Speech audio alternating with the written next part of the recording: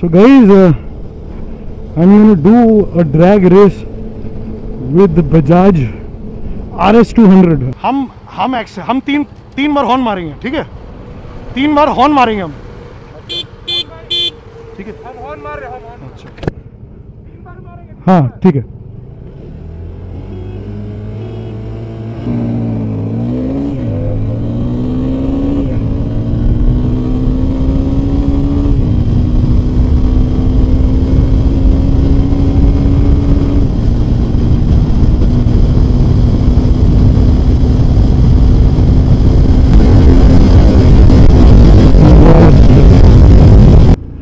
Good morning.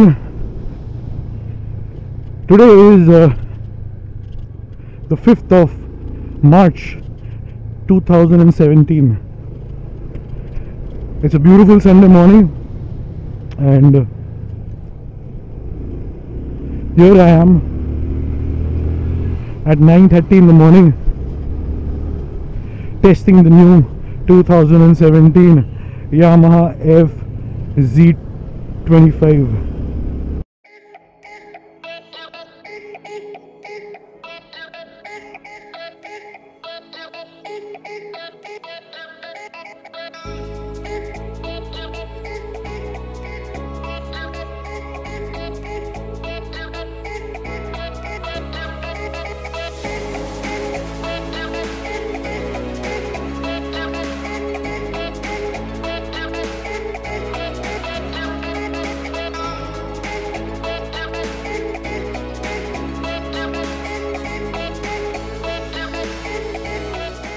I want to thank AQUAD Yamaha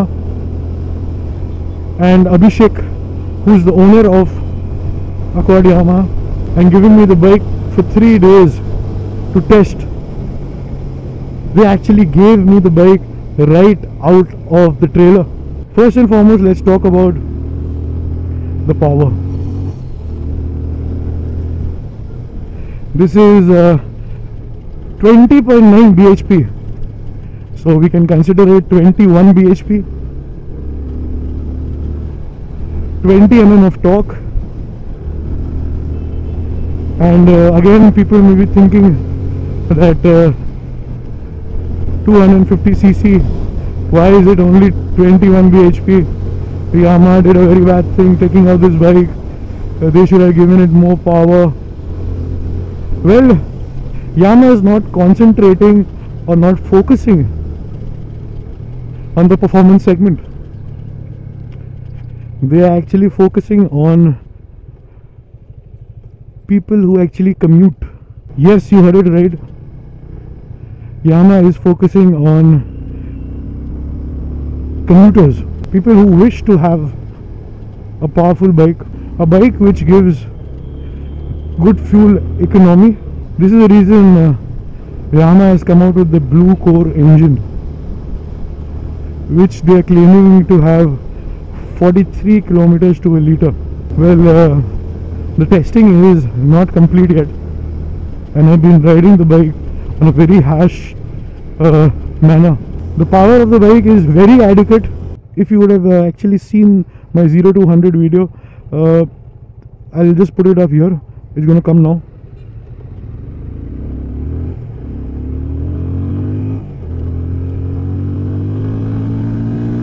The tires on this bike is really nice.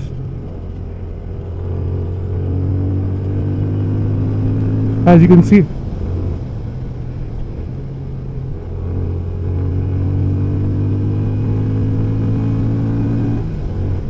very adequate. They have zappers, which is plenty enough for this bike. Next I want to talk about is the comfort.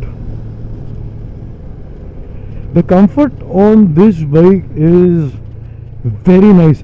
I cannot imagine a 250cc bike to be comfortable. This is actually more comfortable than the Phaser 16 that first came out. Now you can see that I'm in jam-packed traffic, and the bike is not heating up at all. It's actually coping very nice. I do not feel any heat in my thighs or calves or anything whatsoever. It is a bike for the city and occasional highway rides. Let's test the suspension. See, there are a lot of bumps on the road. I don't know if the camera can see that. This place is full of bumps. See, I'm sitting on the bike. I'm not getting up from the seat like I usually do, and you can hear my voice. The bike's suspension and damping is perfect for touring, for city riding. It doesn't give you body ache or anything whatsoever. See, there's a couple of speed breakers. See, I just passed by. I got off from the bike and I just passed by without any problems whatsoever. I'm just telling you on a general basis, if a public wants fuel efficiency with adequate amount of power, then this is the bike for it. Filtering is not a problem here.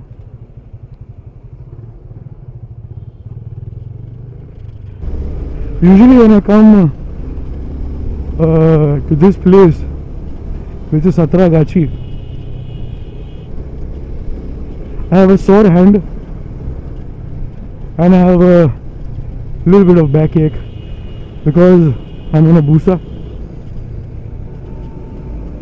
But on this bike, I feel like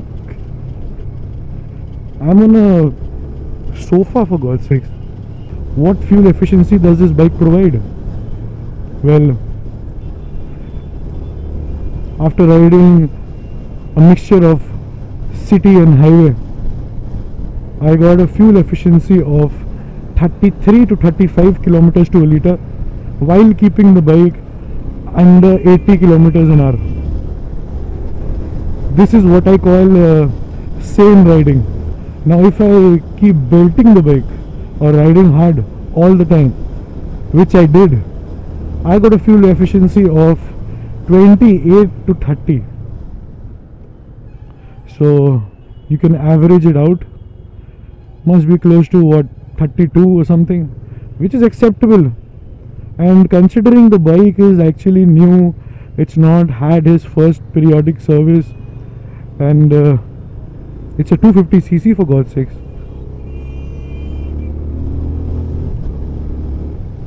It is acceptable. Well, people are comparing this to a Duke 250. Guys, come on, man. It's wrong. That's got 30 bhp. You are comparing a bike which is 20 horsepower or 21 horsepower to a bike which is 30 bhp just because this accelerates good. You cannot compare it like that. You cannot even compare it with the Duke 200 because the Duke 200 has got more bhp.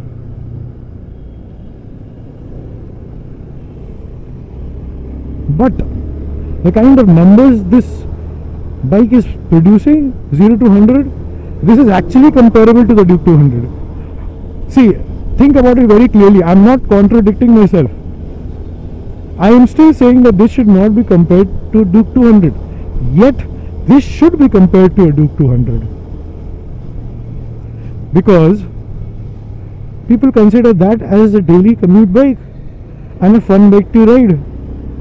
Well, this too is a daily commute bike and a fun bike to ride. This too gives the exact 0 to 100 numbers probably better.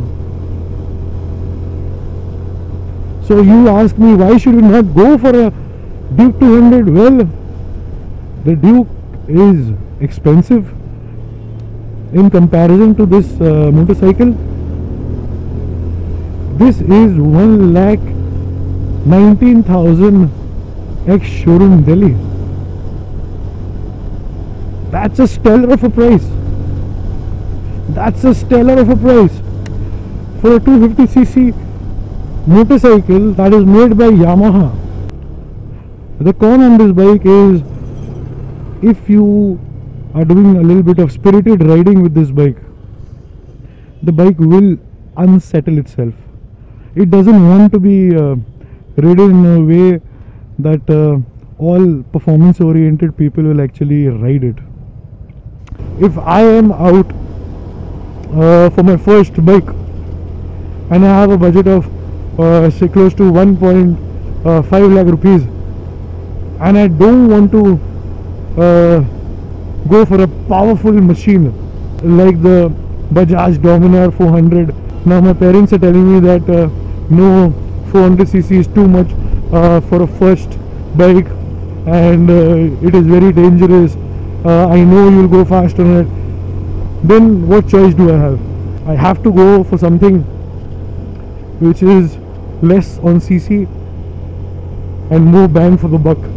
So ideally people would go and choose KTM as a brand, or an RM5 if they want the full-fed motorcycle feeling. If you think about it practically, then I would actually go for this. Top speed is not this bike's forte, sadly. If they gave you acceleration, they'll not give you top speed. You cannot have both. You cannot have acceleration and top speed at the same time. Doesn't work with Indian bikes, especially not in this category of bikes. Why do I say this category of bikes? Because this is a category which will give you a perfect balance of power and ease of use on a daily basis, keeping in mind the fuel efficiency in check. For example, RM5 can be used on a daily bike. Doesn't matter, it has a full fed and everything. I personally owned it myself and kept it for 2 years. It is absolutely usable on a daily basis. I've owned a 220 before. 220 is by far the most practical daily use bike I've come across. But the quality is something you should consider about. Duke 200 too YB for me, according to me. Plus it's too cramped for a person sitting behind, especially if I take my wife or anyone behind it. What this has done, given me the practicality of a 220, which is can be ridden in a daily use and everything. Upright position, like it's got no clip-ons whatsoever. Upright position, fuel efficiency. This bike stands true to what Yamaha has aimed it for. No wonder they did not come out earlier with this bike. They wanted the other companies to actually finish with their launches and then come out with the product which is different. I know for a fact that it's actually very safe for them, but come on, you have to think about one thing, that they sell like hotcakes. Yamaha sells like crazy, and this is going to be no different. This is a bike for people who range right from the age of 18 to the age of 50. Yes, 18 to 50. Now, why do I tell 18 to 15? Two reasons for it. First, if you want to buy this as a first bike, go ahead. This is the bike for you. You got a Japanese reliability, you get fuel efficiency, so you don't have to ask your parents for extra pocket money. This is a bike for the college going people who are restricted on the amount of money they spend. This is for people who want to go office on a daily basis, probably every 3 months. They want to go for a weekend ride, probably to 300-400 kilometers away from their city. This is the bike for them. You can cruise at 100 comfortably on this. without any rise whatsoever, then why do I say middle-aged people? I say middle-aged people because what about people who can't afford a car? What about people who keep a bike because it is more easily accessible to them? For example, you want to take your 6-year-old or 10-year-old daughter or son to a close by school, or you want to go pick them up from school in a quick manner. This is the bike you actually use. You can actually go pick up your child, come back home, be it 2 children, man. I know it's illegal and everything, but you have to understand the fact that people do that.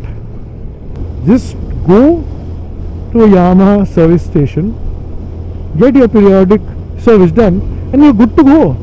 They've given 5 years of warranty on this. Next I want to talk about is the meter. Currently I've done 356 kilometers. I got the bike at 97. I still have a couple of more kilometers before I finish my review. Next is the trip. This is kilometers to a liter. This is instant. Okay, this is instant. This I don't think is very accurate. For example, 34, 39, 40, it changes instantly. This changes instantly. The real thing is this average kilometers to a liter. Now this is not accurate because I did fill some fuel in the middle, and I'll actually put up the mileage, real mileage here. So that's that. Next is the time. It's 11 o'clock in the morning on a Sunday morning, and I'm really disappointed with the fact that Yamaha has given this kind of console, which is really bad. Now let me talk about the brakes. The front is a little spongy. I'm not denying the fact. It's got a 282 mm disc plate in the front. Now I'm going to just show you. Now see my hand. Okay. For example, I'll just use the front brake. Okay. They're adequate. They're not bad. It could be better, considering the fact that the bike is 1,44,000 rupees on road. Okay. Now let me get a clean patch. Yeah, nobody's behind me. Now see this. You see, the braking is adequate. This is just the front brake, and I'm doing exactly 78 kilometers per hour at 5,000 RPM. Okay, this is more than enough if Yamaha is actually concentrating on the commuter segment. Now if I want to go up, different type of people, different type of needs, then this is 90 kilometers, 91 kilometers per hour at 6,000 RPM. Good enough again. Now if you want to go 100 kilometers per hour, a shade under 7,000 RPM, and the bike will happily do 100 kilometers per hour. This is the sweet spot. No vibrations whatsoever. We can actually keep going like this all throughout. This is a sweet spot. This is where Yamaha has actually heard people who do not like going fast, who like going in groups, who are not speed demons in any way. They want to cruise at 80, 90, 100 depending on their comfort level, and have a good looking bike, a good bike which gives them good fuel efficiency at the same time, has good tires on, has Japanese reliability. This is the bike for them. You can happily go to Leh, Ladakh, Sikkim, do a little bit of off-roading, no problems whatsoever with this bike. The mirrors are really nice. I can see everything behind. Not completely perfect, but yeah, they do the job. If they were a little bit more wider, like the visibility part should be a little bigger, then it would be even better. But I have no complaints whatsoever. Good enough for city use and occasional highway rides. The tires are really nice, very adequate, good for braking, emergency braking and everything. So I'll just show you.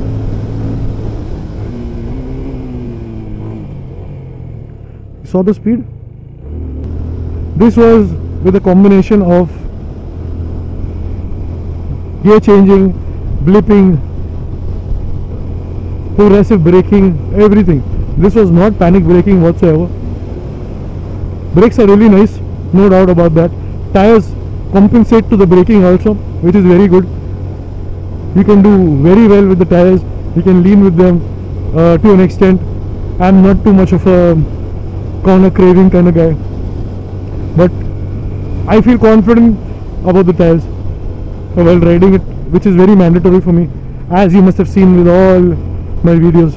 Now, is this bike bang for the buck? Absolutely. This is absolutely bang for the buck. Why? I'll tell you. I am more of a value for money kind of guy. Now, keeping in mind the build, the fit and finish on this bike, what I can tell you right out of the box is the Bajaj 220 out here in Calcutta is approximately say 1,15,000 rupees on road, and this bike is 1,44,000 rupees on road. Approximately 30,000 rupees more expensive than the Bajaj 220. Now people will be thinking, why will I pay 30,000 rupees more for a bike which has the same power, which does not do very good top speeds also? Why would I do that? Well, you would do it if you do not want to spend money in the later part of the ownership of a Bajaj 220. Until you're a maintenance freak like me, the 220 won't last you much. Okay, there's something you can actually live with and something you can actually enjoy with. This is a bike you can enjoy with. Now, add to that fuel injection adds to the cost. Good tires on a wider section tire, is your 140 rear.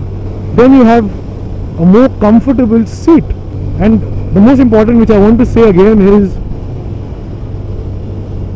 it is a Japanese bike.